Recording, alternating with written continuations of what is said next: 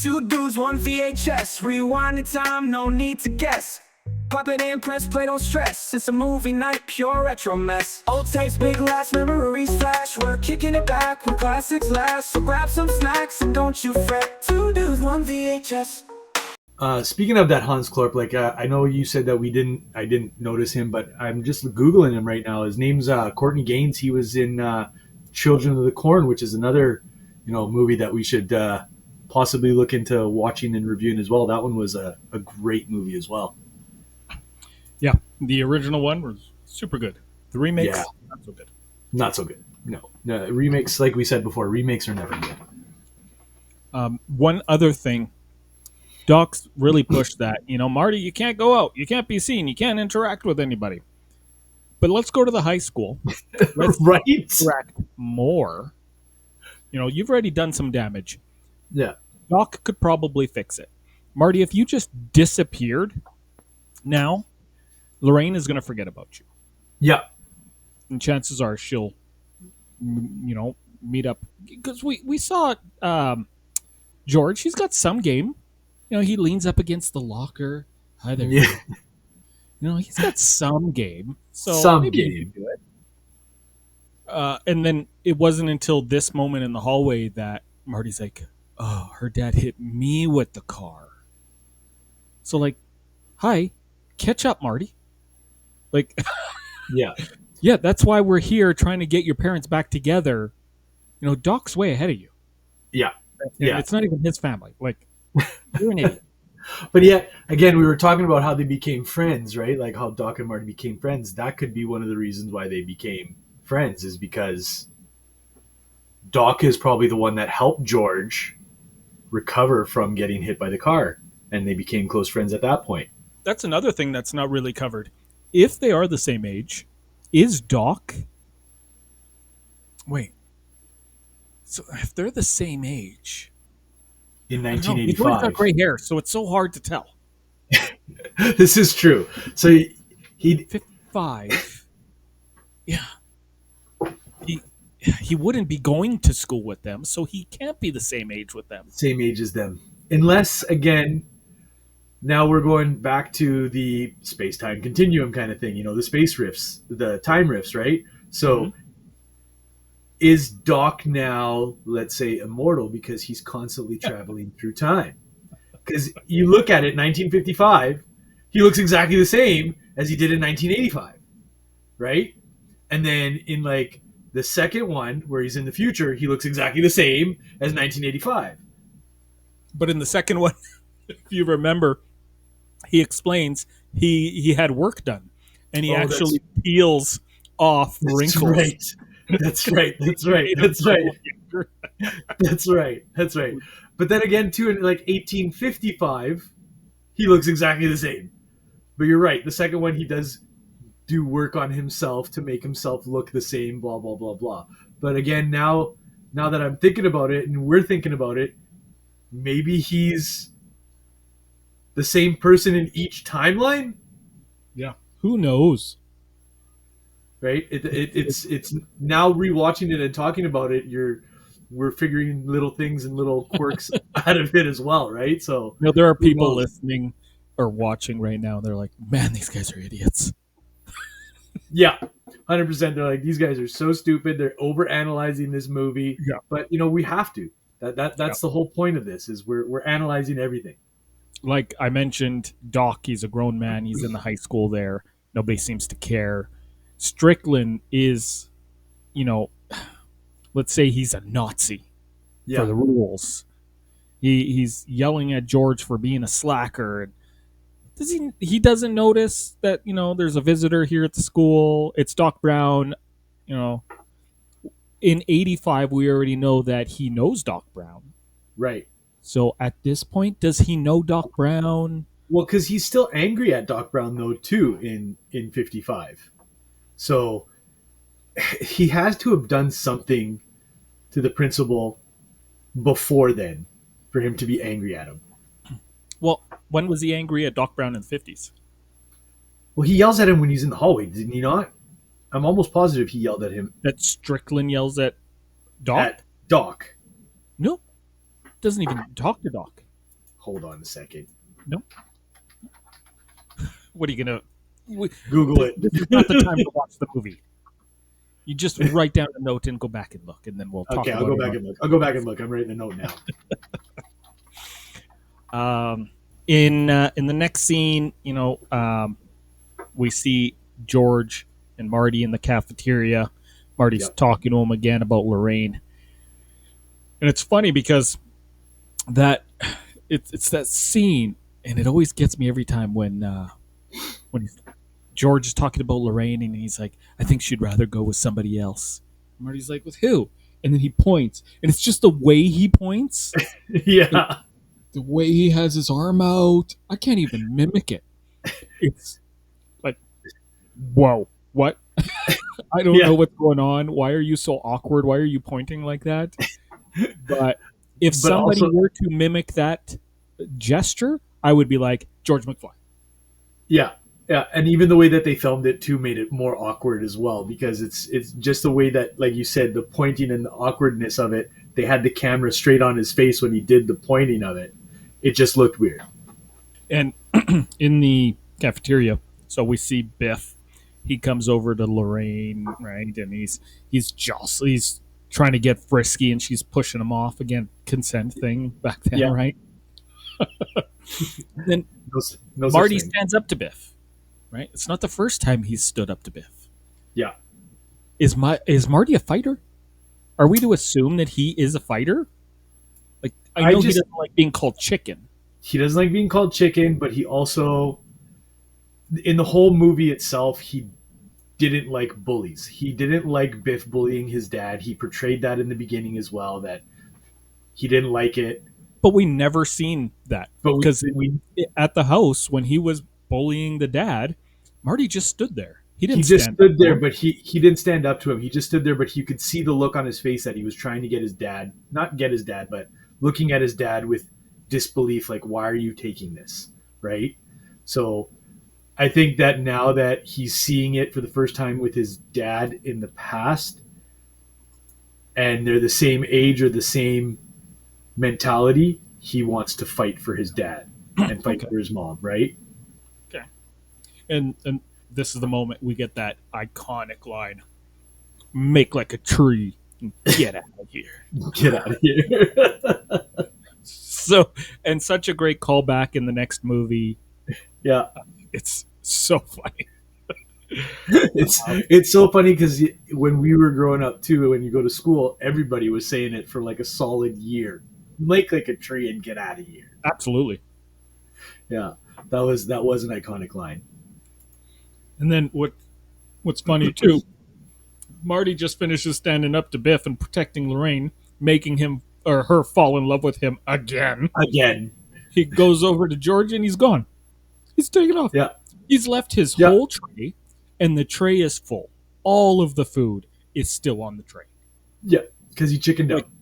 Yeah, so you ditched Marty, who was trying to help you, and then B, you didn't clear your table, and C, you're wasting all this food. Our parents would have kicked our ass if we did that. I would never leave any food on a plate like that. Are you crazy? Just rude. That's true. That is true. I've seen you eat. That is true. No wonder his kid grows up to be such an idiot. Yeah. Something we haven't seen, nor do they bring up. What about George's parents? Yeah, George's parents weren't in the movie at all. Yeah, it's weird. We see his bedroom.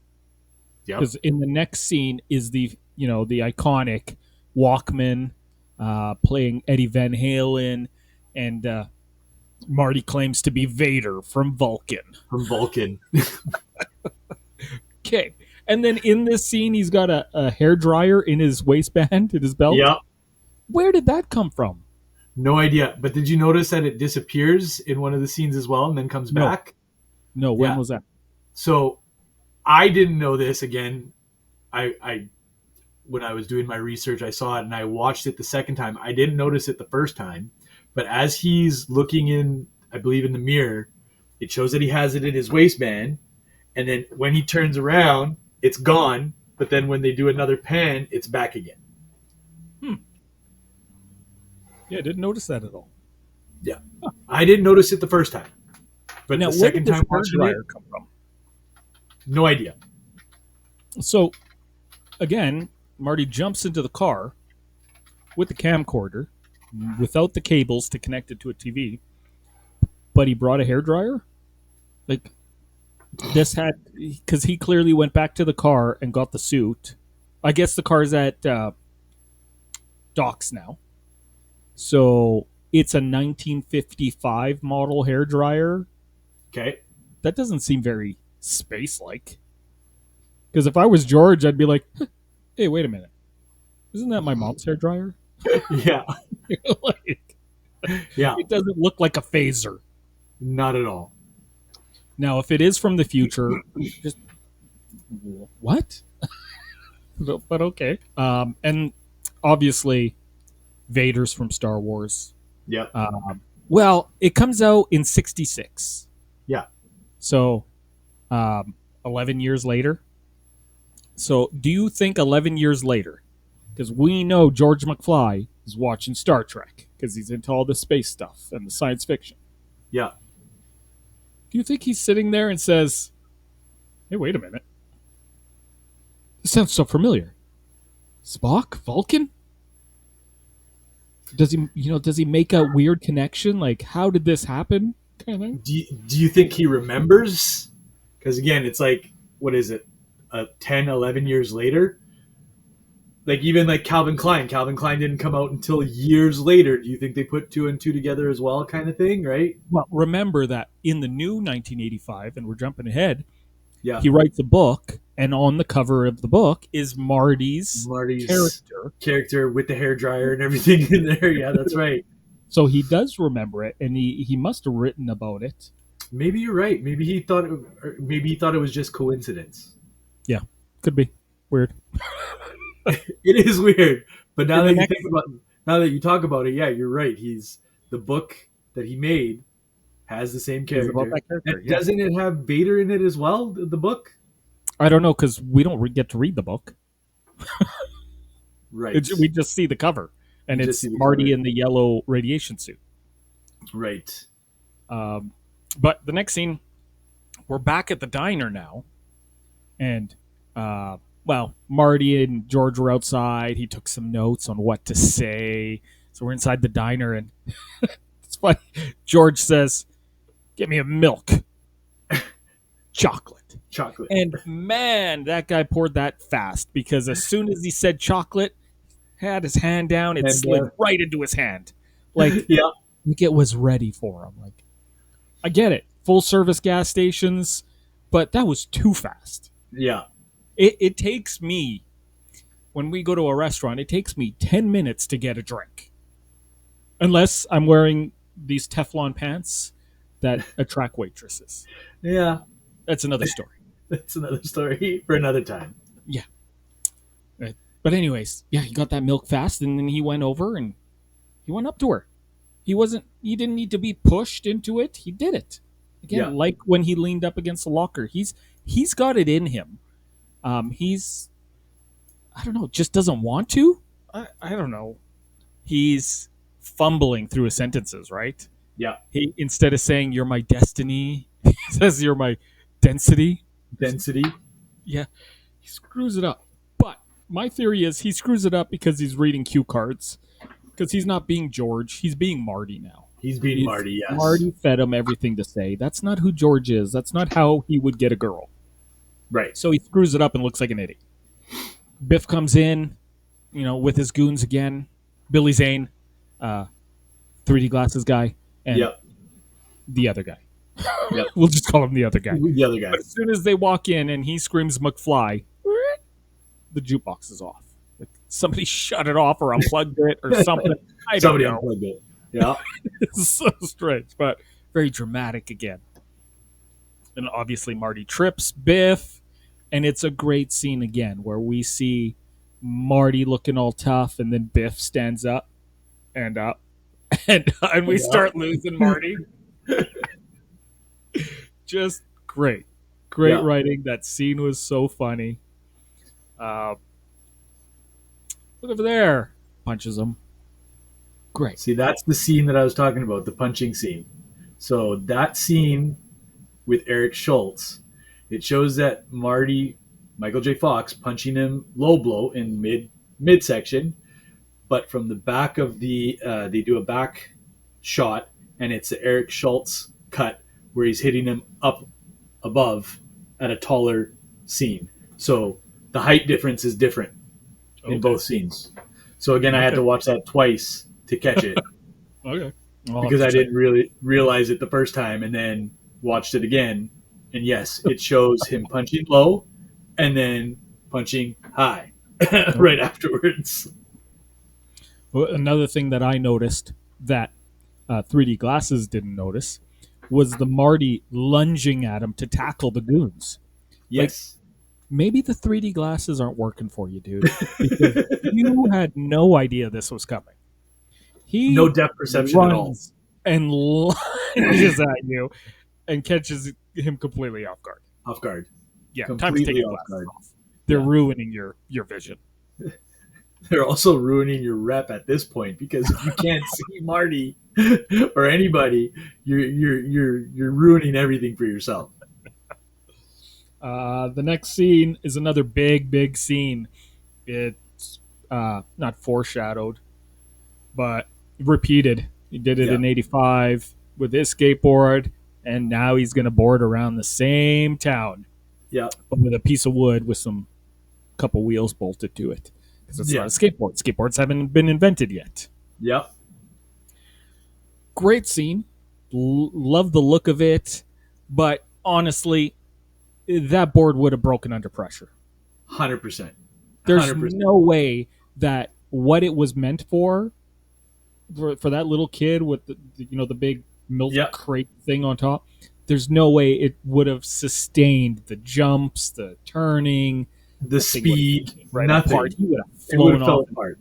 Right, yeah, it would have broke his teeth on the pavement. Yeah. But again, So- it's an iconic scene, right?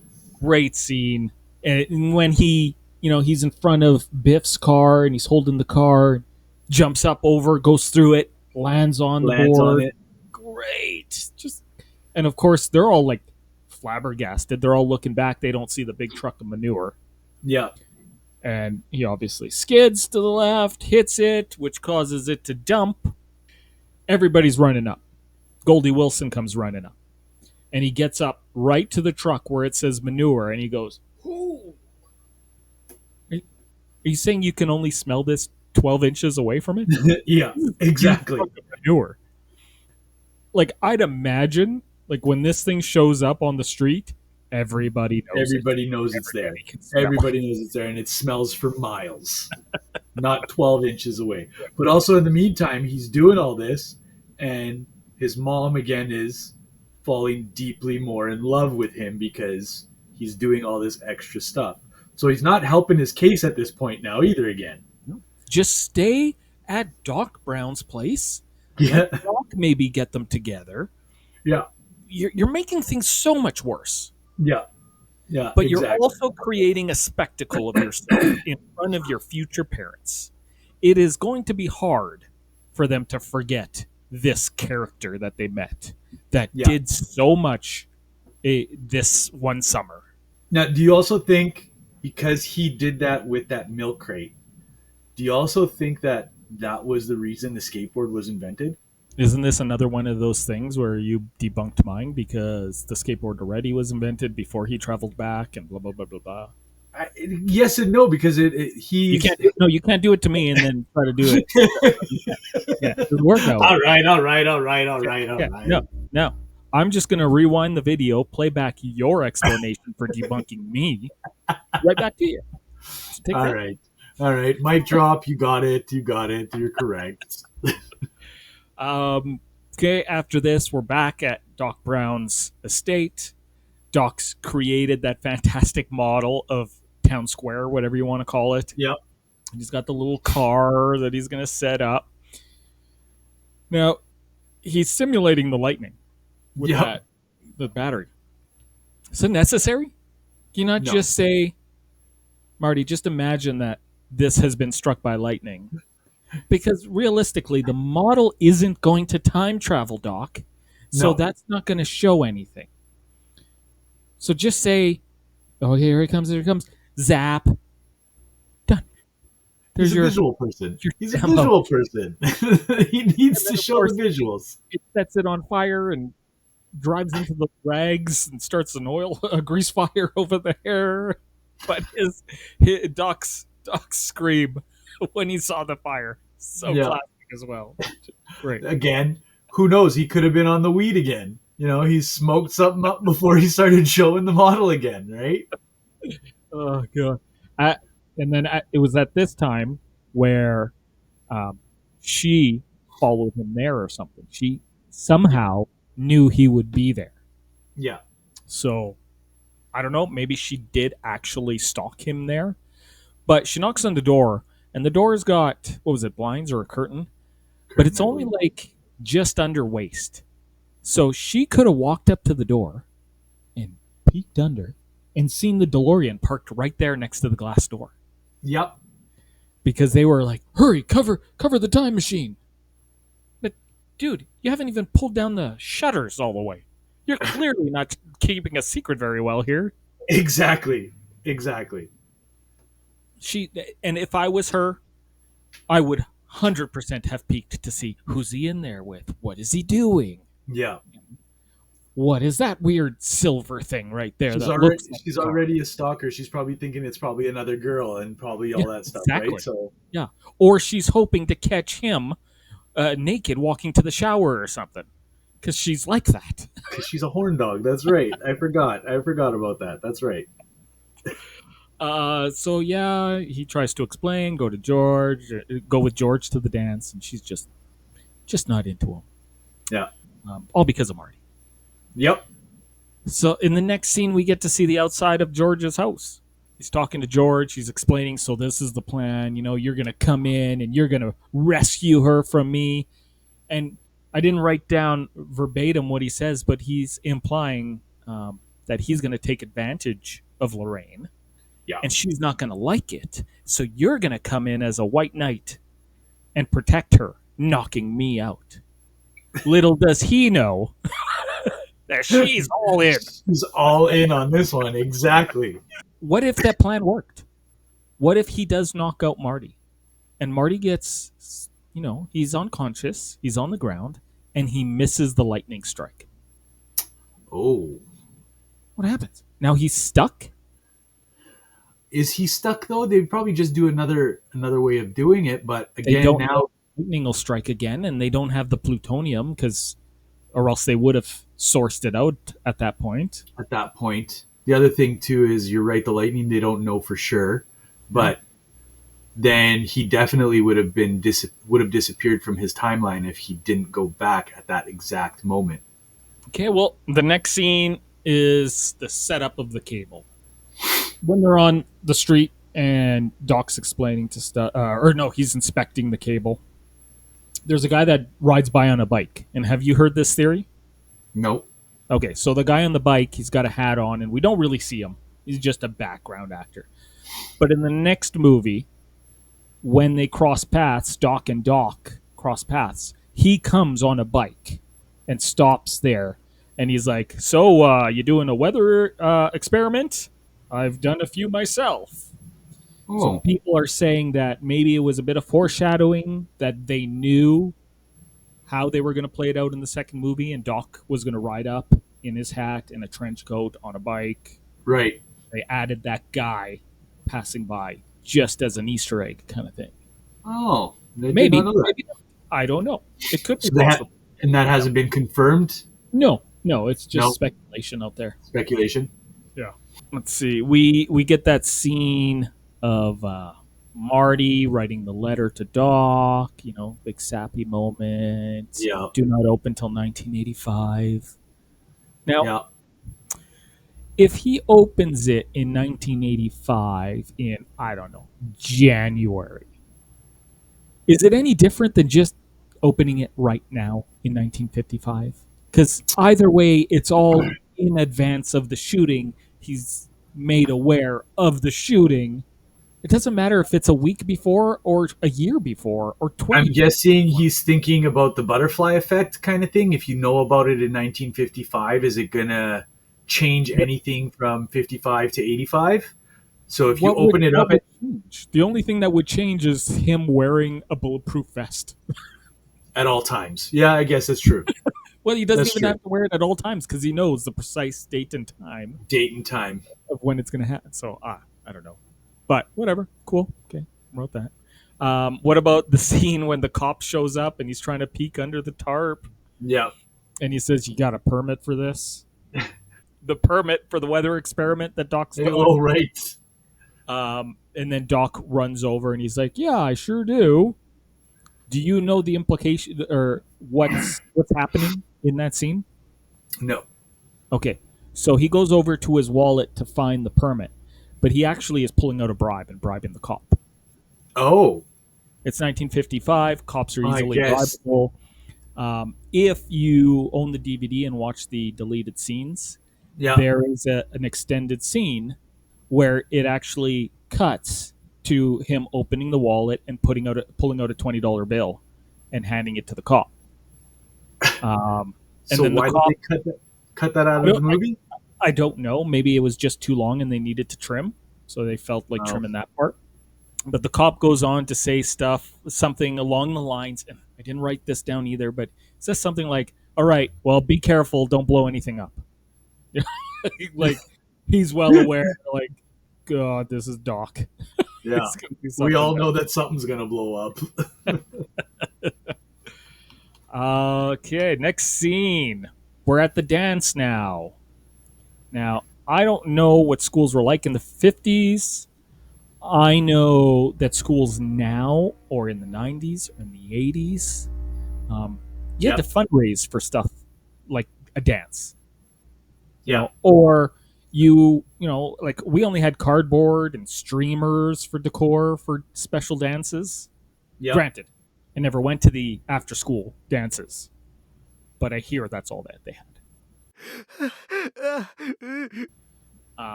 But they had so much. There was a fake mermaid, like a mannequin that they rigged up as a mermaid. There was a stone sculpture of Poseidon, right where George was dancing. He's I, sitting there with his cup and he's dancing. Where did they get that? I'm pretty What were the sure parts? I'm pretty sure that was from the drama class, in my honest opinion, because they had you got to remember too. Back then, everybody handmade everything for all the stuff there. They also had more departments and more after school activities compared to what we have now for children. Children actually didn't go home and play video games on a computer or a Right, console. right. They actually spent time together with their friends, whether after school, in school, or in the diner, like they did, like George and Marty did, right? Yep. So Okay. True. I'm gonna say that it was more of probably drama class stuff, but you're right. The stone one didn't look like it was from drama class. It It was actually so looked like over it the was over the top sculpture, but It the was other so stuff I'm gonna say it was the students who created all that. okay. We end up cutting now to Marty sitting in the driver's seat with Lorraine, where they're gonna park. Nobody Yeah, says that anymore. I don't remember the last time people did say that. Might have been in the '80s, actually. probably. Yeah, The tail end of using it. So in this scene too, you see Marty take a swig out of a flask. yeah. Have you seen the deleted scene from that? That they actually put real booze inside the actual Yeah, bottle and he spits in it one out. of the Yeah, he yeah. has no idea. Yeah, It's like all dripping down his face, and he just takes yeah. another swig afterwards. So funny. But his complete shock that his mom drinks, Yeah, and that she says it's not like that's the first time I've ever parked, Marty. And yeah. then she pulls out a cigarette. Ah, you smoke too?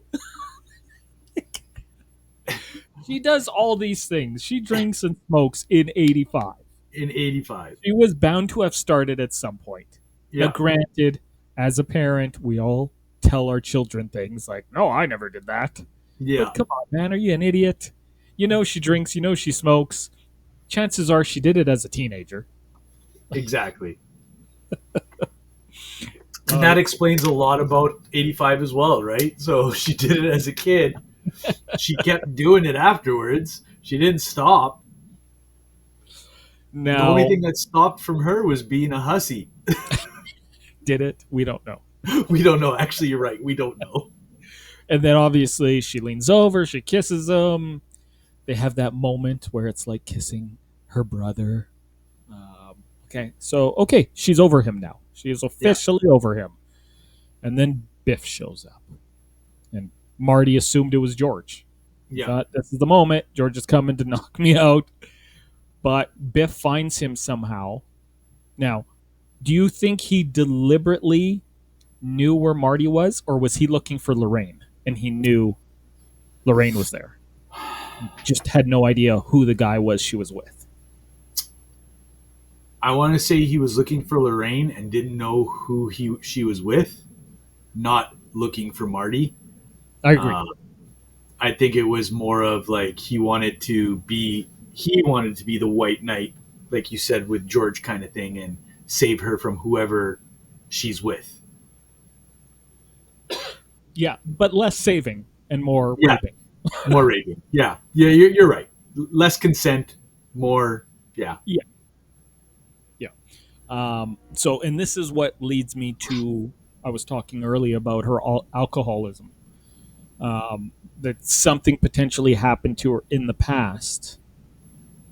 We've seen him groping at her down the street as he's trying to flip her skirt up. Right. We've seen him in the cafeteria be all over her. We've seen what he's like once he gets Marty out of the car.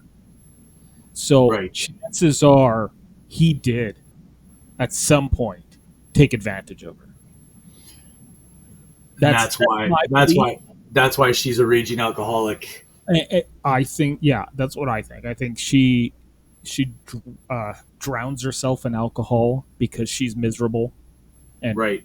even though she may have found, George and did fall in love with George, it's just so traumatic. It's something that she's not going to ever get over. That makes sense because in 1955, you don't really talk about that stuff with anybody. You keep it to Right. yourself.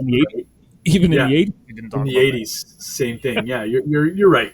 But you don't talk about that stuff. So the only thing that probably helped her was the alcohol and the smoking and everything else, right? And she settled for George at that point because she felt safe with George. that. Safe with George, or now she felt completely used and abused and not good Yeah. enough for anybody and settled on George. Yeah. Because maybe she felt that George is the only one who will take me like this.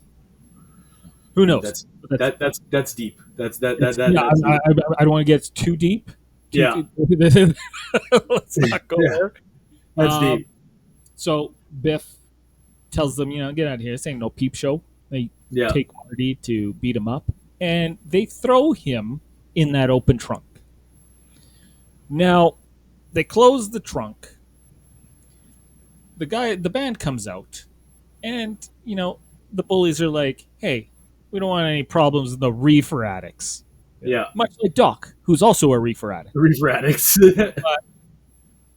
They find out Marty's in the trunk. Where are the keys? They're in here with me. What do you mean they're in there with you? At what point did somebody unlock their trunk, put the keys down in the trunk, and then walk away? Yeah. Who does this? Now, and I watched carefully because I thought, well, maybe the keys were still in the keyhole, Yeah. and the bullies pulled it out, threw it in with them when they slammed it, but they did not. They never did that. So the keys were in the trunk for whatever reason. Now we get, and I love sound bites, like when Doc screams at that grease fire. Yeah. But there's this one here where one of the band members says, "Say that again." And it's just such an iconic soundbite. Like if somebody were to play just that, "Say that again," Back to the Future. Yeah. No. Yeah. But yeah, say it again. What do you mean it's in the trunk with you? Plus, the trunk's closed. There's no light on in there. How does Marty even see the key? It's You pitch black, analyze right? you analyze this shit way more than I did. I've I've been in trunks. I know they're dark. I Okay. don't want to know. I don't want to know. But he somehow knows the key's there. He's got the key. And then great, great. Okay, the guy's got to pop the lock, and Marvin cuts his hand and can't play. Perfect excuse to get the guitar back in Marty's hands. Yep. Yep. So funny. Worked Uh, out perfect for another iconic scene of this movie. yeah, I didn't look up what kind of car that was, but did those seats not fold up? I Because don't most think back that seats would fold up. I don't think that happened until probably early 60s. You think so? Okay. I think so, because if it was 55, I don't think they had that option to fold the whole back seat down and up. Yeah. Do you know what I I mean? have no idea. But that's an option. Try, kicking your way that way. That way, yeah. Yeah. The other thing to think about is so Biff's, like I said, 3 different times he's attacked Lorraine. Yeah. 1985. Why do they still associate with him? Well, because George works for him, right? Well, George works for him, yeah, in that timeline, but then Biff works for George. But still, whether he raped Lorraine or was just a complete ass that was abusive and a bully, I'm Yeah. not giving him a job. I don't want to work with him or have him work with. I want nothing to do with you, you punk. Get out of my face. Maybe they felt bad for him. It's so I don't know. It's so I know weird. it's weird, and now that we've gone to down that road that you just talked about, it makes you question it, and especially later on too, like for episode 2 and episode 2 itself, kind of Right, thing. right, You're now questioning everything about Biff, right. or at Here- least I am now, because you've now planted that seed in my head, and I'm like, here's the next thing that I'm questioning. So, can we agree? Biff or George knocked out Biff, helped Lorraine out of the car. She was looking all dovey and love-eyed. yeah, They're together now. yeah, She has fallen for him because he has rescued her. yeah. Okay. Are we not done now? No, Should- we're not, because now Marty has to go play Earth Angel on on stage the to get the stage. chance to kiss. Now, why is the kiss the locking and defining moment that makes that picture reappear? Why is not the fact that, wow, they've just fallen in love outside the car? Because they She's in. haven't sealed the deal. Why? Why do you need to seal the deal at the dance with that kiss? Movie magic. Yeah. Literally, the kiss is what seals the deal. I understand where you're coming from. I get it. I know that the analyzing of that part right there, I get it. You're right. It should have been done and over with They're at that together. time. Like, Yeah. it's They've done. They're chosen to together. be together. But That they did it one because little peck that doesn't little do kiss anything. that they have is the seal of the deal to guarantee that Marty doesn't disappear from that picture. Okay, then let's push it forward. Why isn't that moment when they're walking down the aisle and they say their I do's? Why is it that kiss? They needed something. Needed a catalyst for this scene. They made it the kiss, but Reality, we all the knocking out know of Biff was the catalyst. You're right. You it- are right. it had It's to have done. been. To me, that was stronger. We all know that Lorraine has kissed her fair share of boys. Yes, this is true. This But is true. has she ever felt that same feeling she got when George rescued her? Probably not. No, and That's the especially defining moment that changed Lorraine from that hoochie into the girl dedicated to George. to in George. my You're right. And the kiss was just an extra piece of the pie at that Yeah, point. But you're they right. threw in that kiss. I don't know. Yeah, It was. I think it was just more like you said. Like I said, seal the deal. They needed something to appease both the female and male audience. right. Yeah, they wanted them to So kiss, and they wanted them to kiss, because if they didn't kiss, it wasn't true love story at that point. on top of all that other abuse she's taken, now She's getting abused by Hans Klopek from the Burbs. Get out of here, McFly. Dude, what? Who the hell Where are did you? you Where did you come from? Get out. Why all of a sudden are you in here? And then after standing up to his bully of how many years, who knows, knocking him cold, George starts walking away from Hans, little redhead guy with the freckles. Yeah. Come on, I don't believe it. But then, right as Marty's down, he's going down. We see he's clearly in trouble. He's Yeah. leaning over. Nobody else notices that Marty is potentially having a stroke or a heart attack. Yeah. Well, the piano player, he leans over. He's like, "You okay, man?" That's what. Yeah. But he's down. He's in pain. His hand is disappearing. Everybody's cool. Carry on with the song. We can't stop the song. Yeah. Nobody notices nothing. But then George snaps and he gets over there and that push. Great push. Like, there wasn't even any force to it. Yeah. It's just like yeah, I got this. And then he takes her and there's the big kiss. Yeah. That, like you say, seals the deal. And then Marty's up and he's got his hand. Hey, who are you showing? Nobody noticed. Nobody noticed. Nobody was looking at you. Everybody thought you were just keeling over. That was it. Nobody even noticed the damn thing. Put that hand on the strings because you're supposed to be playing along with the band. Exactly. You're ruining the song. And then, okay, now everything is good. The picture's back to normal. He's back to normal.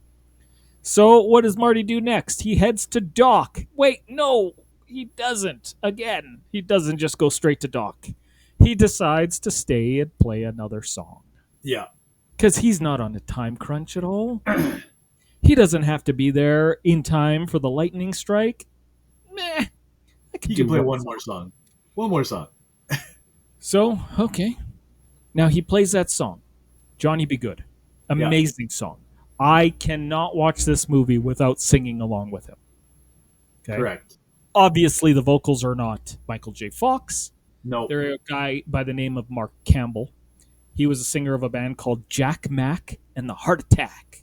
It's funny because it looked like Marty was having a heart attack on stage. I was just going to say that. Incidents. But starts playing.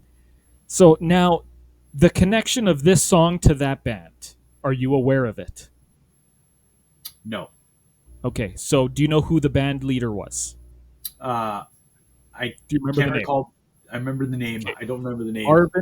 Marvin Berry was the name of the band the leader. The guy that cut his hand with the screwdriver. Right. Okay, so while Marty's singing Johnny Be Good, do you know who sings Johnny Be Good? Who's the I'm going to assume somebody associated with Marvin Berry. Chuck Berry. Okay. Chuck Berry's huge. So we see that scene. Marvin goes into the side of the stage and he calls out, "Chuck, it's your cousin Marvin Berry." Like they make a point of mentioning Barry again, even though it was on the drums. So Chuck, his cousin, is Chuck Berry. He's the guy who wrote and sang Johnny Be Good. So now we're in this predicament where he's like, that new song, that new beat, New sound you've been looking for. You've been looking for. Listen to this, and he holds the phone out. Yeah. Granted, by the time he holds the phone out, Marty's gone off on his guitar solo into Eddie Van Halen. So I don't know how much Chuck actually heard of Johnny Be Good at this point. Right. But did Chuck Berry in the future write Johnny Be Good because he heard some kid playing it at this enchantment under the sea over the phone? See, but and again, that brings the theory that I said before. It's like it was already a thing before he went, but it doesn't make sense. There's way too many of these coincidences that there's got to be some kind of time travel loophole that we're not looking at properly that makes them possible. Right. Like Chuck Berry actually heard this song and said, "I love that song. I'm writing that song." Yeah. You're right. We're looking at it as though the start of the movie, like I said, how Biff is the bully and George is still the weakling. We're looking at it as that's how it started, but who knows how many times Yeah, we they don't time know. traveled Yeah, to get it right. yeah, we have no clue with time travel. It's so weird. The other thing is, so did Marty recognize that this is Marvin Berry, Chuck Berry's cousin? Is No, that why? Is that why Marty played Johnny Be Good? Because he knew of the Barry connection, or did he legitimately just coincidentally play Johnny Be Good, even though it I'm gonna happened? say Marty's too dumb. Yeah, he's an idiot. He's an idiot. It's like you said, he's an idiot. He does it. He couldn't put two and two together. Even if it was right in front of his face, he did not put two and two together. That was just a coincidence that he played that song. I also find it bizarre and out of character for him to play Johnny Be Good, Right. because I think he would have went straight into an Eddie Van Halen song. It Yeah, wouldn't have gone well because we've he's seen an idiot. it doesn't go well. But like, why didn't he play this song earlier instead of riffing? He was playing Power of Love with some Eddie Van Halen riffs in there. Yeah, I don't know. He's into the hard rock, so it's weird that this came up. This song. I agree. But it could have been something that the band was already playing and he was just following along, and it probably the notes made sense to him that it should have been this song instead. But you're right, he's an idiot. He should have. It should have been a Van Halen song, or yeah, Something, yeah, that he would have brought from his time. Yeah, like yeah, 85. Yeah. Whatever. The song generally goes good. All the kids on the dance floor are dancing until he goes into that yeah, Van Halen, which they weren't ready for. Maybe their kids will like it, but they won't. So it doesn't go well.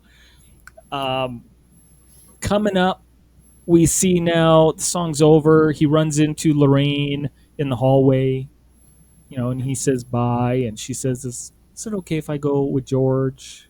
And he's like, "Yeah, great." yeah, Um, Now he's about to leave, and what does he say to them? He says, "Hey, if you guys ever happen to have kids, and if one of them at the age of 8 happens to set fire to the living room rug, cut him some slack, right?" Marty, that is way too specific. I'm already struggling with the idea that this guy who was a problem for Biff, who Lorraine fell in love with, took his pants off. Dad hit him with the car. Skateboarded around before skateboards were invented. Came up with this plan to get them together. So much they don't remember what Calvin Klein looks like. yeah, And now he's pointing out that their 8-year-old son is going to set fire to the rug. And when yeah, that happens, they don't go, "What the hell?" yeah. Or Not were only they just sitting there with a fire extinguisher and they're like, "I know this is coming." Got him.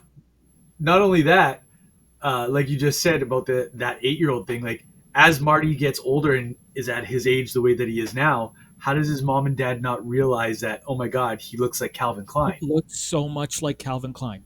Like, do you think they ever had that conversation? Like, wow.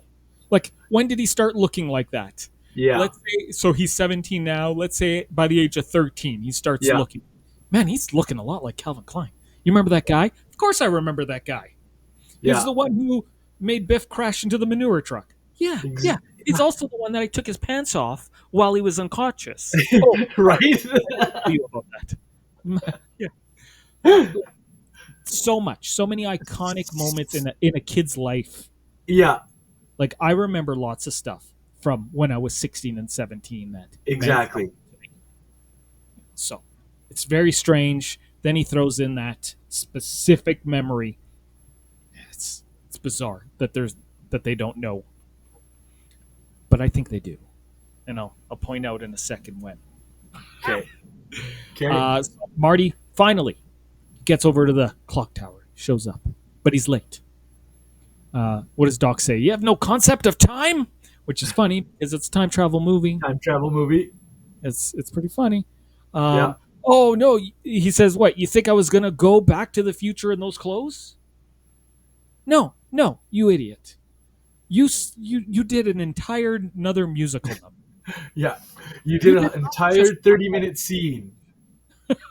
and if you were gonna change, chances are you had to change of clothes in the car, so Exactly. you would have got changed fairly quick. Don't lie to Doc. You're an idiot." They, of course, they exchange a nice heartfelt moment because it's nearing the time where, I'm going back to the future and see you in 30 years. It's all sad. Yeah. Then he finds that letter and he goes batshit crazy again. he, Doc's losing it. He's throwing his hands Yeah. up in the air and he's ripping up the envelope. That's when the branch drops and Yeah. disconnects the cable. So you had 7 minutes, Doc said. That's what he set the alarm clock. He put that a little gold Yeah. alarm clock. 7 minutes Yeah. for him to get down there, turn around, and come get to 88. Hit this right at the exact moment. I did try to time it. I set my phone, um, and for the most part, and I'm going to blame my family for this, but when Doc said, what did he say? Something like, "You have 4 minutes left, Marty." Yeah. It was accurate to my phone. But then my family called me for something, so I had to pause the movie, but the timer kept running. And then I was like, Oh. so it threw me off. But up to that moment, it was accurate. And I believe that they probably did it shot for shot properly and timed it out for us, the viewer, exactly to the 7 minutes. I'm going to believe they did. At some point, I'm going to watch the movie again and I'll try timing it again. But it was still cool. If that's true that they actually timed it accurately, that's It's such smart smart filming, and smart directing. unseen of in any other movie. Yeah. Unseen of. I don't think I've ever seen any other movie that did that. So Doc goes up, throws the rope down. Marty ties it up. And now, being the genius that Marty is, he starts screaming up to Doc in the middle of this storm with thunder and lightning. Yeah. All this noise. How does he think Doc can hear him? Yeah, exactly. Way up there. Again, he's an idiot. And Doc's clearly going, huh? What?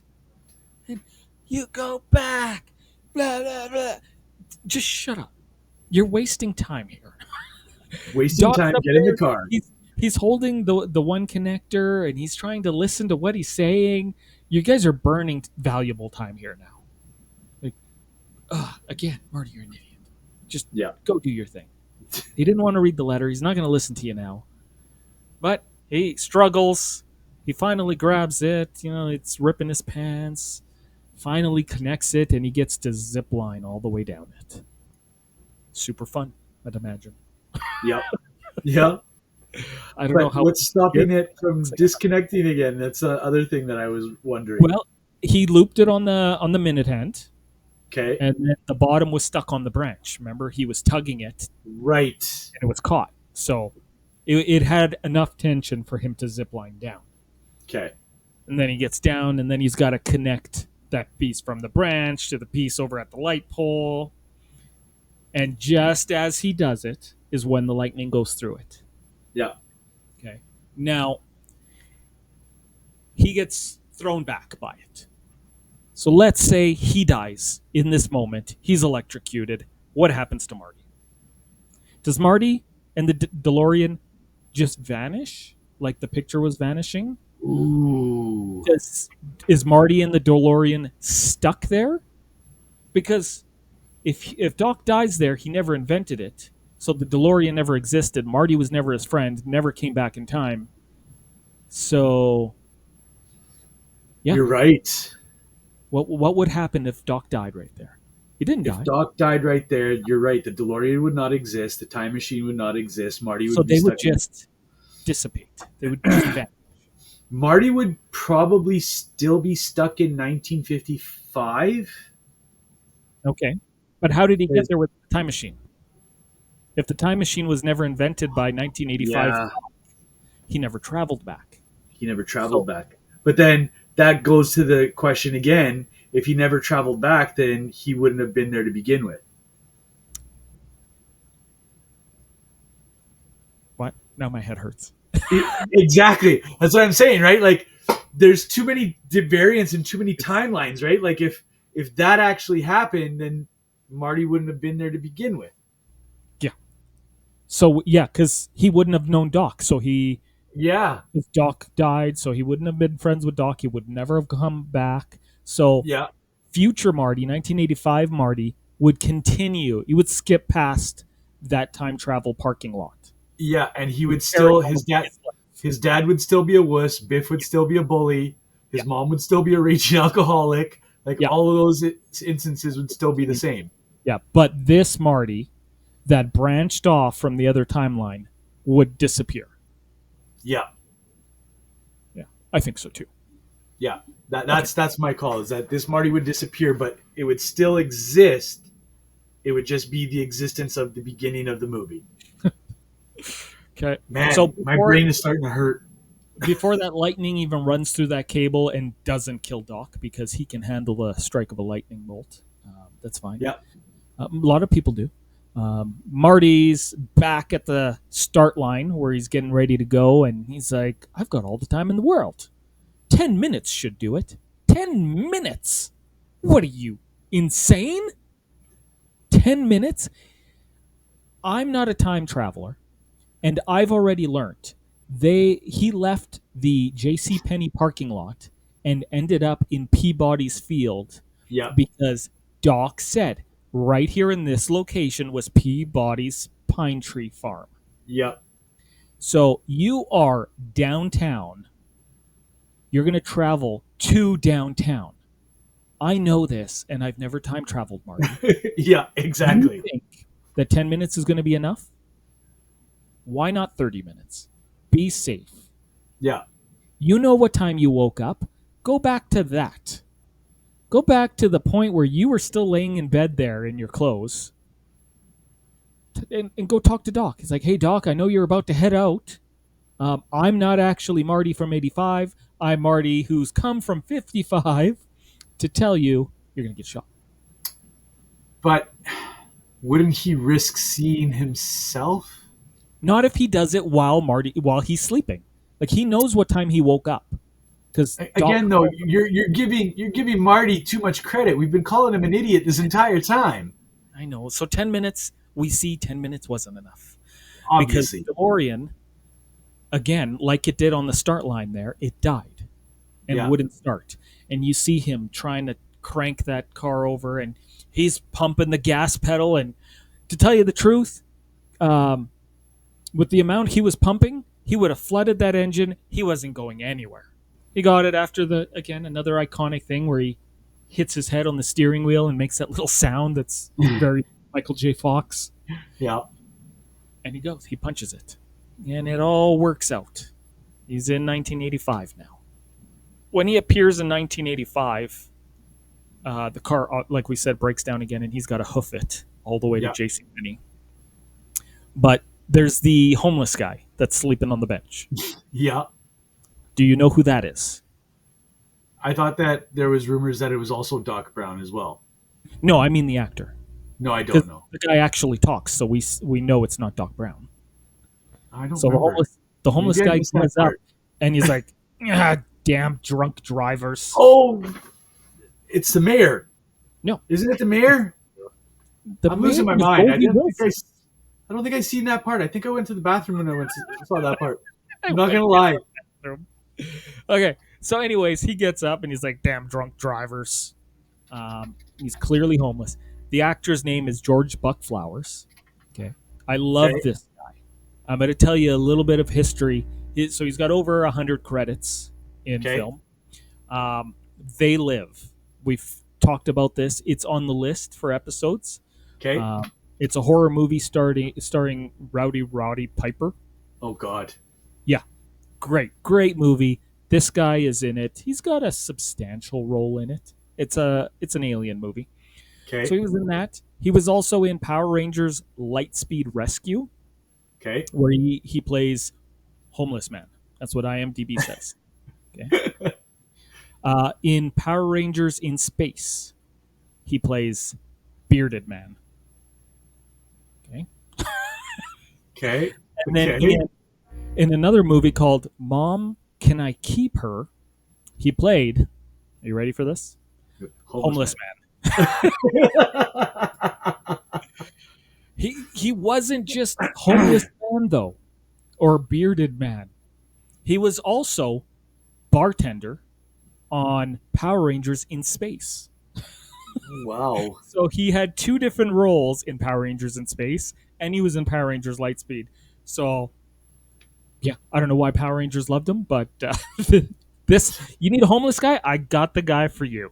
I'm looking at this. I'm looking at his IMDb right now, and yeah, you're right. Like it's literally bartender, So old funny. drunk, wino. Great. It's all you see. I can't wait till we do They Live, because you said you haven't seen it. No, I have It's gonna not. be an interesting one for you to see. Okay, so he hoofs it all the way over to J.C. Penney. We see the sign Lone Pine Mall. Yeah, Do you get the reference? I do because he took down the tree, and so It it's no was longer Twin Pine Mall, Twin but he Pine killed Mall. one of them. He killed one of the trees with the car, and now it was Lone Pine Mall. Yeah. So yeah, I got that one. I did get Now, that one. in my head, it's hilarious. You know, it's a subtle thing that I didn't catch when I was a kid. No, Never again, I don't think I ever caught that as well. caught. But hey, Peabody, just plant another pine tree. Like Doc talks about how he had a pine tree farm. Yeah. So after the UFO crashed into the one pine tree, did he sell the property? And he was like, "Peace, I'm out of here. I give up on pine trees." Yeah, probably did, and that's why they called it Lone Pine Mall. Maybe he left town. I don't know. Took the family and went. It's weird. Or they were all committed after they told everybody that a UFO crashed in their barn. Who knows? You know what? That makes sense. They probably committed him and thought he was crazy because they thought it was an alien that crashed in his property, sold the property, made the mall Lone Pine Mall. Yeah, that makes a whole lot of sense now. So weird. Okay. So yeah, Marty's there at the sign. He's looking down, and like I said, 10 minutes wasn't enough because he sees Doc get shot. And just as he's about to scream again, his other self, his original self, I will call it, that's down Yeah. there in the radiation suit, screams. So it's awesome because it was almost like he was dubbed by him. Yeah, It was very cool. Another smart right. Goes down. I was at that mall. Me and the family. yep. Is it 2020? No, 29. No, I don't even remember what. 2023, I think it was. We went to the mall. We took pictures. I sat on that same spot that he came tumbling down that hill. Very cool. I really enjoyed doing that. Marty wasn't there, though. Oh, Neither was Doc's dead body because he had a bulletproof vest, so he was gone. yeah, So Doc read the letter after all. Screw the rules. Who cares about time travel and butterfly effects? Heck, yeah. earlier when he found out that George punched Biff, you could see it in his eyes, like, oh. Yeah. Marty says he's never stood up to Biff, so Doc was like, oh, something's wrong already. So screw it. Who cares? We've already changed time. Well, What's reading this letter? technically, time was already changed because it went from Two Pines Mall to Lone Pine Mall. Lone Pine, yeah. So it didn't matter what happened from that point on. Timeline's already changed.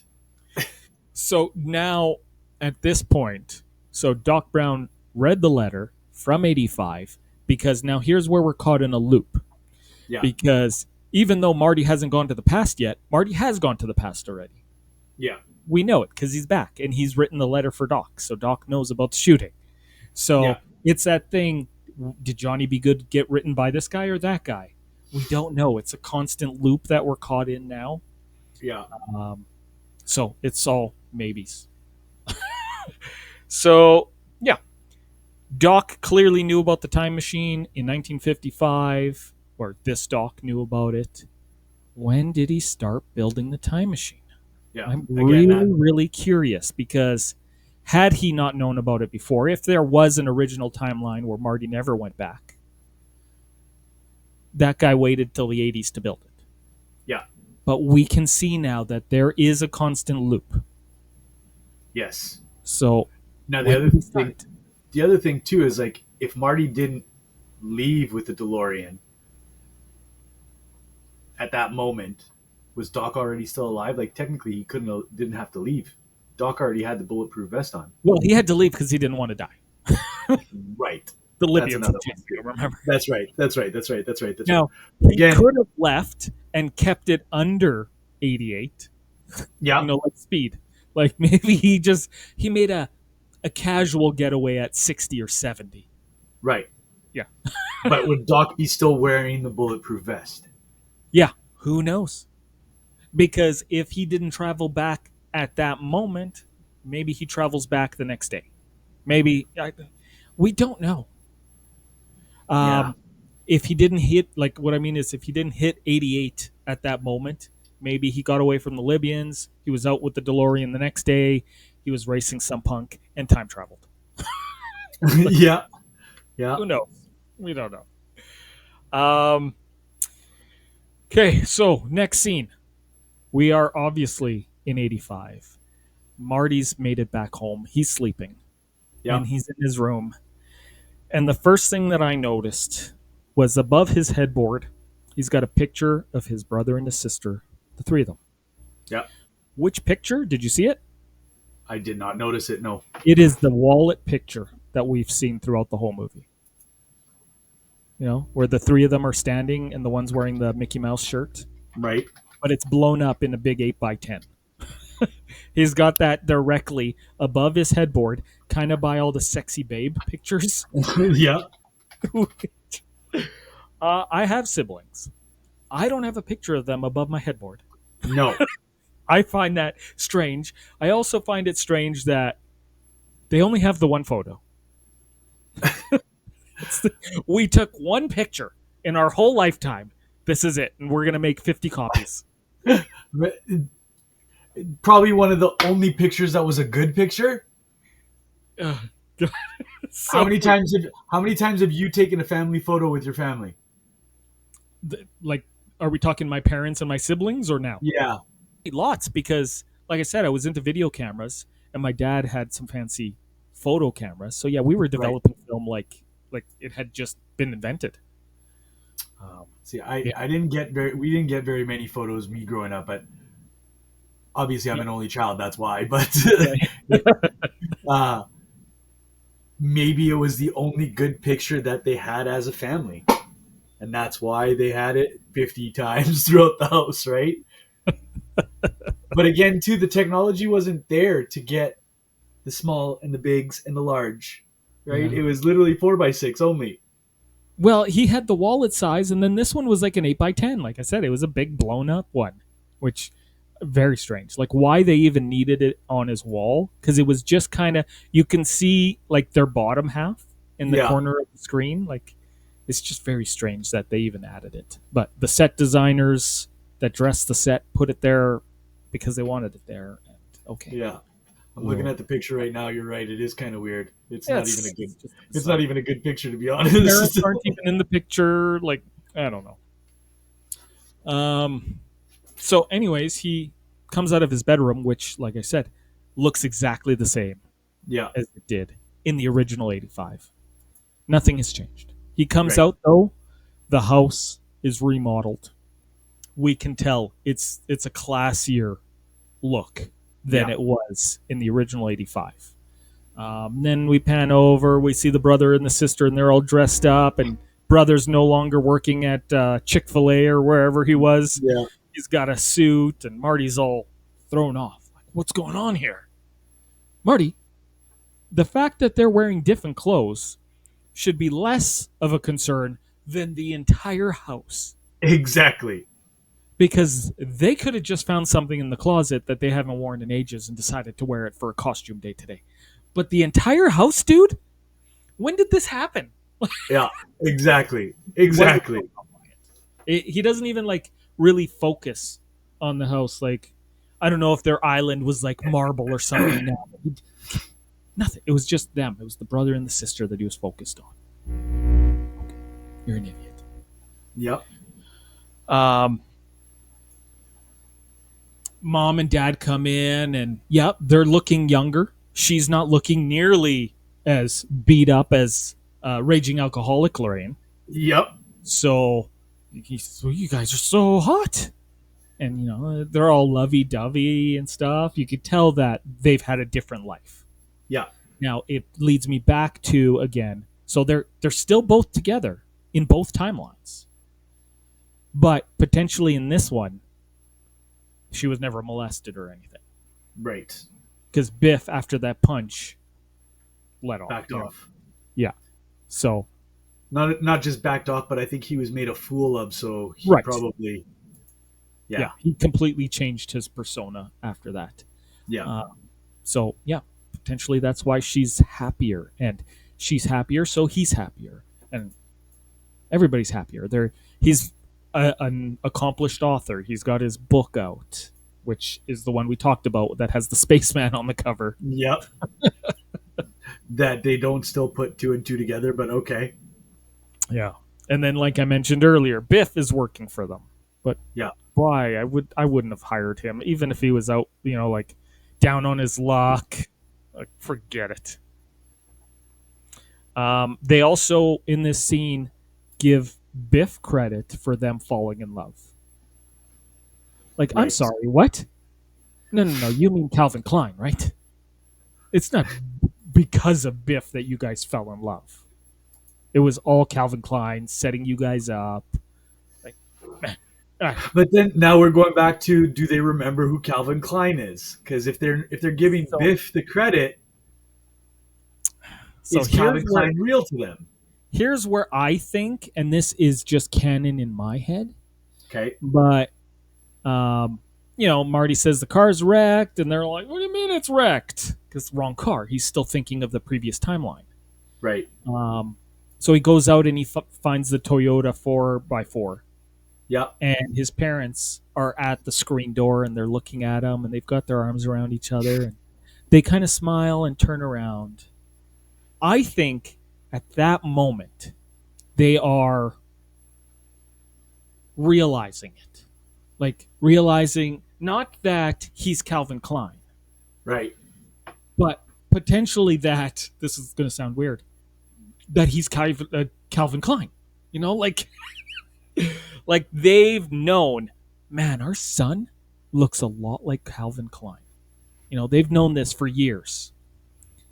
And then the moment happened. Like, I think they've clicked, like, hey, Lorraine, do you think he's back from 1955 now? Yeah, it seems like it. The way he's acting, I think like now is when he got back. Like, there's some sort of realization that he had to have time traveled. And now he's back. And this is the moment that we realize that, hey, he's finally caught up. He knows everything we know. Okay. It's just something in my head. It's pretty far-fetched, I'll give you that. But I don't know. It was just the way I felt when they were at the door. And they kind of like, yeah. Like some sort of acknowledgement was happening. I don't know. Think about that the next time you watch it. I think I might have to think about that to see that, because, yeah. See if you feel the same way I felt. Because, they just walk away. They brush it off. Like, they didn't go out there and say, that's your brand new truck that we got you. That's, no. Yeah. They rewarded him because they got him. He got them together. Yeah, he's Calvin Klein. Okay, so he's out there. Jen shows up. Sight for sore eyes. Haven't seen you in so long. Blah, blah, blah, blah, blah. Who cares? Okay. But then here's the DeLorean again. Yep. Something's with a upgrades. Little different. Yeah, she's looking different. She's got some cool upgrades. Now, Doc comes out. He goes through the trash. He fills up the Mr. Fusion. Did you know you could buy a Mr. Fusion? No, I did not. They're coffee makers. They are Okay. still sold. Yeah, they Oh, really? repurposed the coffee maker. Yeah, you could still buy one now. Yeah. I don't know if it's on Amazon or if it's just through like eBay and stuff, but you can find it. Okay. I would love to have one for my man cave. Um, so yeah, Doc explains the Mr. Fusion aspect of it, blah blah blah, and he tells them they got to come back with him to the future. And he's like, I just got the new truck, and Jen's here, blah blah blah blah blah. He's like, bring her along. It concerns her too. Why? Why do you got to bring her along? How about, hi, Marty and I just want to have a conversation over here by ourselves. Yeah. Then you talk about the time travel. Why do you got to talk about it in front of Jen? Because if we do part 2, we are going to see that she has a very small role in it. Yeah. They get to the future, they knock her out, they leave her in an alley. She has 0 point of being there. Why did she have to come? So, I guess, horrible yeah, that's idea true. on Doc's part. Doc, you're in it. So, and plus it's overly crowded. She's not in a seatbelt like this, especially you're going to fly. I don't know. Yeah. Anyways, he says, no, Marty, it's your kids. Something has to be done about your kids. That's a horrible Doc Brown. It was close. It was close. It was close. It hurt my throat a little bit. But hey, okay, so your kids are a-holes. Do we really need to take Marty and Jennifer to 2015 to deal with the kids, to get them out of this trouble?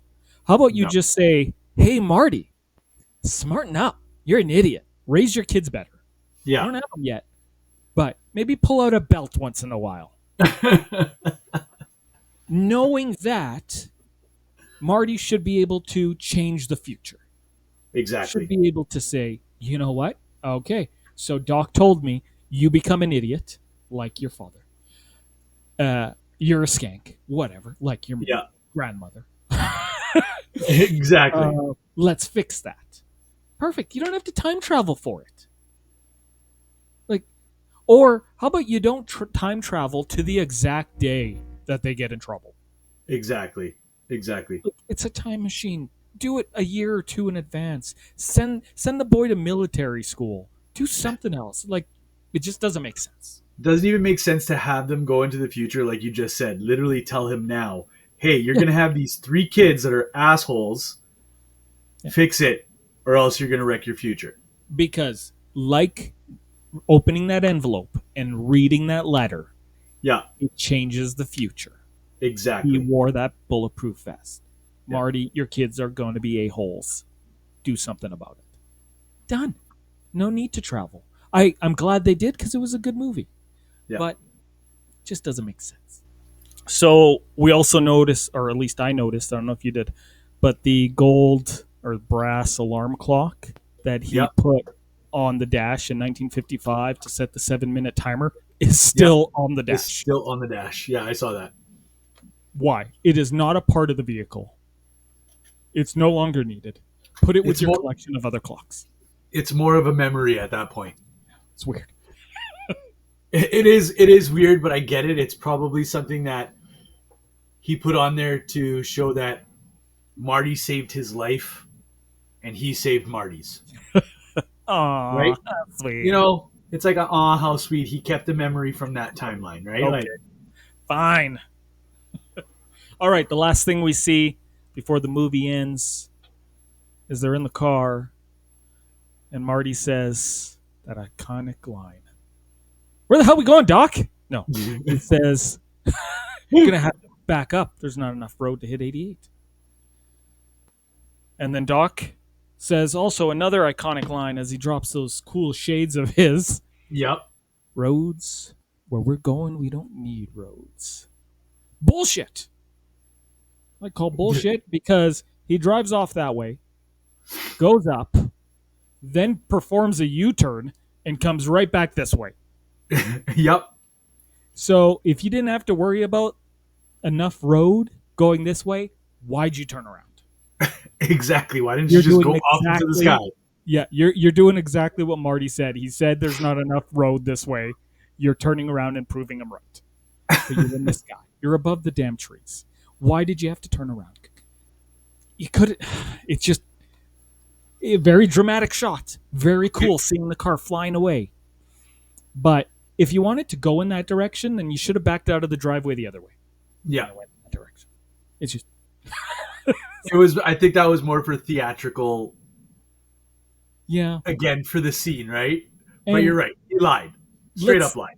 Let's also remember that you had to hide the car from the 80s car in the 50s. You had to hide it under 4 branches. Okay. Yep. It had to be tarped. Now you're in 85 with a flying car. You need to treat it the same way. You need to hide it. Yep. You can't show off a flying car. But he swoops down in the entire neighborhood that everybody, broad daylight, where everybody can see it. You know, there's people on their patio stoops barbecuing out front or something. Yep. Kids playing with the sprinklers or something. It's, what are you doing, man? Get that up above the tree line and keep going up until it's clear to orientate the vehicle whichever direction you need. But yeah, that's it. That's the end of the movie. And previously, in the first runs of it, it never said to be continued. Yeah. That was something that got added. Yeah. So that's cool that they went and did that, because seeing that to be continued, iconic. Nobody does that. I'm pretty sure I have the original VHS that doesn't have to be continued on it. That's sweet. Yeah. Okay. So now we're done the movie. Do you have anything to say? I have a couple of notes, or not a couple, but I think I said most of the stuff that I wanted to say at the beginning. This again is for somebody who grew up in the 80s. It was an iconic movie that was watched and enjoyed by many, not just in 85, but in 86, 87, 88, and so on and so forth. Even now, today, 2025, it's a movie that it's still just as good watching it the 100th time as you did the first time. Again, you got somebody like yourself who analyzes it to the I and the T on it. You signed up for this. I know I did. I have no regrets. But it's one of those things that, yes, you're dotting your I's and crossing your T's and finding all these mishaps, but you still enjoy it. Yes. Even though there's all these mistakes that were in it.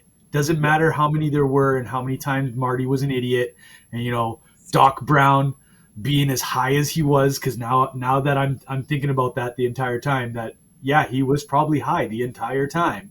Yeah, and considering his age, he was at Woodstock. Yeah.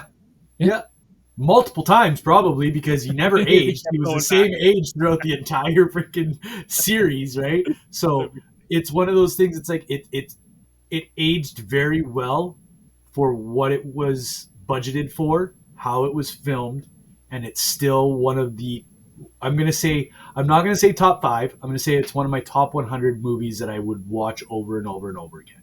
And that list is pretty extensive. I will go higher than that. I would have to say top 20 easily. Top 20? Yeah. And I'm sure I'd put part 2 and part 3 in there as well. Like, great trilogy. Amazing. Some people didn't like the third one, but I like them all. They're all good. My final thought. Is that Jerry Springer who always did final thoughts? I think so. I don't know why I thought of that. But so my final thought is, so Doc and Marty. Now here, let's even talk about before they go to part 2. Yeah. Okay? So they both have dealt with time. Time traveling. Well, more so Marty, because Doc hasn't gone anywhere yet. Marty has clearly retained all of his memories. Right. So he remembers his original up to 17 years old. He remembers everything from 55, and now he's back in 85, but it's a new 85. It's no longer the 85 he grew up in. It has completely changed, like I said, with the house. So, how? in some time travel movies, and I can't think of a name off the top of the head, they've focused on, okay, well, now you've got two sets of memories in there, your Yeah. original memories and your new memories that are embedding themselves in scientific, magically, whatever you want to call it. Right. And you sometimes can't tell the difference between the two. But Marty only has the one set of memories. We know that because Yeah. he didn't recognize his brother and his sister. How hard would that be? You know, every single thing Doesn't wrong. exist. Doesn't It's all exist. wrong. He doesn't even know if he has a job. Maybe he doesn't even go to the same school. Right. So every little thing now that he's back, he's going to be doing wrong. He's going to be saying wrong. He's going to be remembering wrong. People are going to think he's insane, and then he's completely off his rocker. You This know what? could Yeah. be a timeline now without Chick-fil-A. And Right. he has no idea. He wants to go to Chick-fil-A. And it's not Uh, there anymore. Yeah. You're completely right. But again, like you said, if he has all of his original memories, then does that mean that the past 85 was different? oh, yeah, 100%. Yeah. Because 85, so remember, mom's a raging alcoholic, Oh dad's a yeah, I guess that's divorce. right. That's right. So I guarantee they aren't doing fun family activities. Mom and dad aren't going out playing tennis like they just proved to us they are now.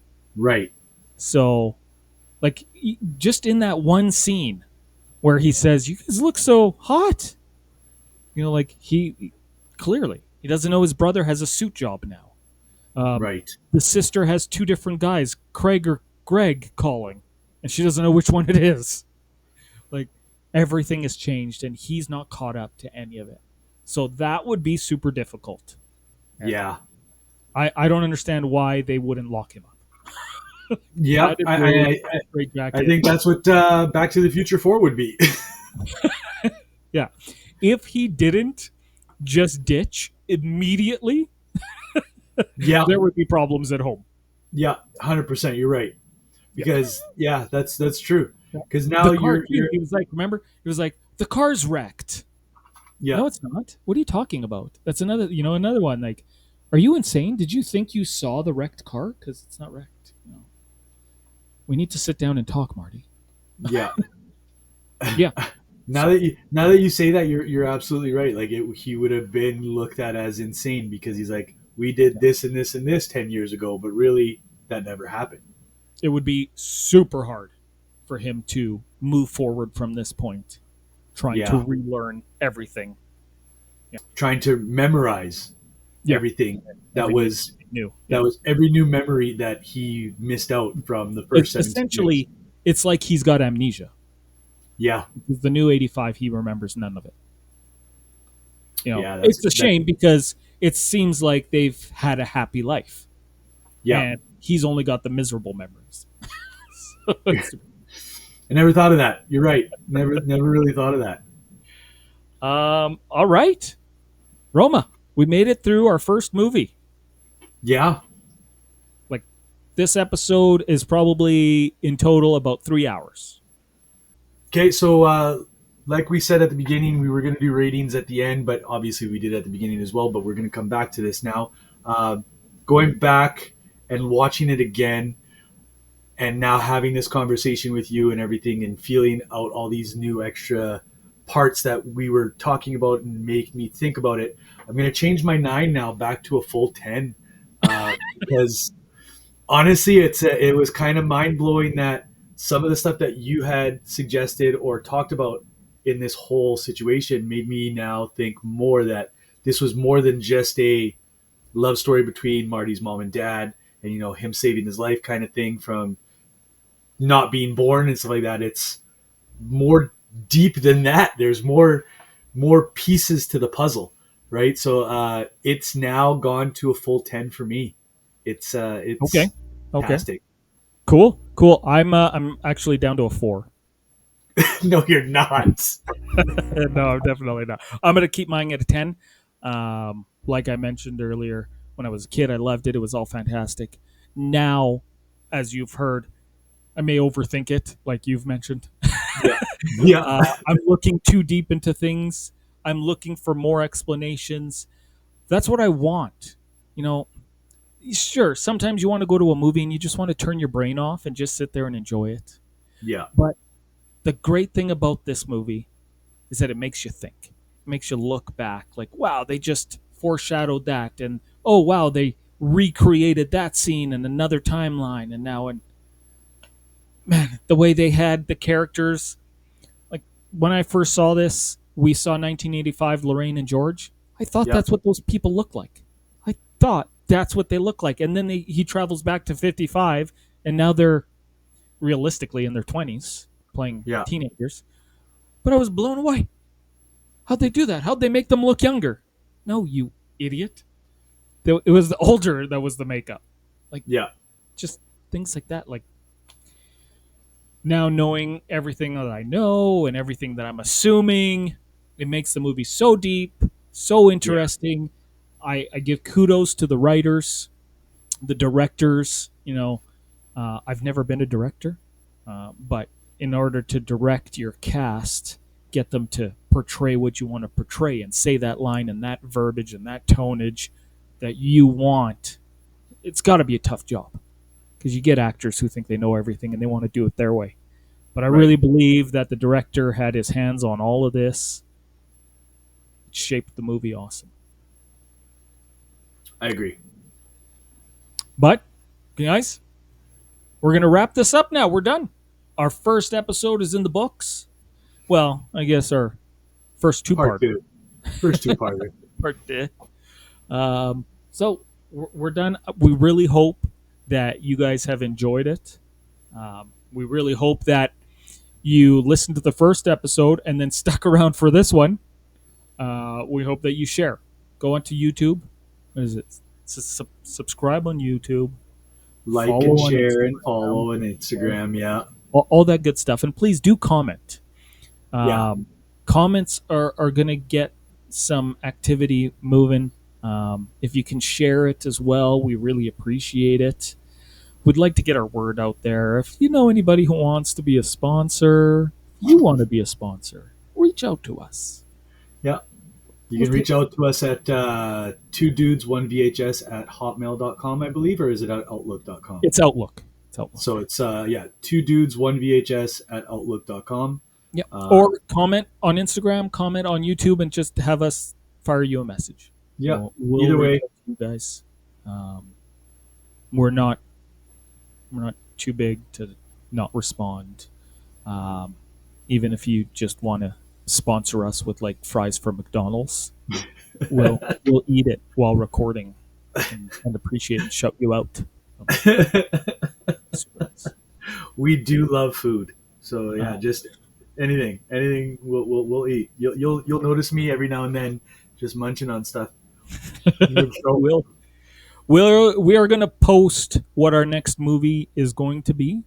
We're going to post that on Instagram, so you guys have a heads up. So please make sure you are following. Yep. Like I said, we want to hear from you guys. Okay. All right. Well, All right. I'm Alex. I'm Roma, and that's a wrap.